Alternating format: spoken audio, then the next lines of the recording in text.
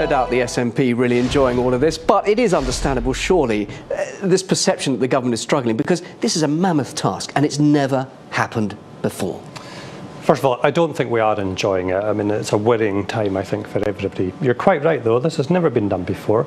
But that doesn't mean to say that the UK government has got to make a spectacularly bad job of it, nor does it mean that the UK government will be writing the rules.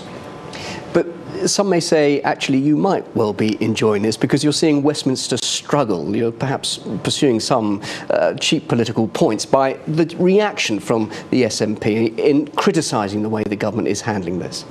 I think we are being very critical of the UK government because what we want to see is a plan put in place that will protect particularly the Scottish economy, but also the economy on a wider sense of the UK. The single market, free movement of people, knowledge transfer, EU citizenship, all of these things are absolutely vital to the success of my country and indeed to the rest of the UK. People are becoming very, very worried.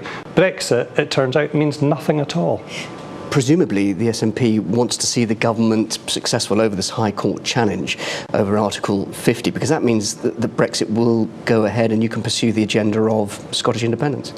That's not our starting point in this whole debate. Nicola Sturgeon just the other day has instructed the Lord Advocate of Scotland, that's Scotland's most senior law officer, to make representations to the Supreme Court so that Scotland's voice is heard in that forum. The point of that exercise is to make sure that Scotland's place in the single market, Scotland's place in the UK with the customs union, all of that has got to be protected. If that's not protected, as Theresa May has promised, then we will have to start looking perhaps at other options, which might be that the people of Scotland choose to have another referendum. Or wanting to stay in the EU. And of course, don't the alarm bells ring a bit when in effect we're seeing Europe dictating the terms for Britain, really, the intransigent reaction we're having from the European officials. I mean, when those in Scotland want to stay in the EU, don't those alarm bells ring a bit? Do they really want to be overwhelmed and dominated by Brussels in that way? Well, I don't think Scotland would be overwhelmed and dominated by Brussels. I don't actually think the UK is either. I think what we want to see is Scotland continue to be a valued partner in the world, a valued partner across Europe. We want to maintain our trading links. We want to maintain all of our social ties.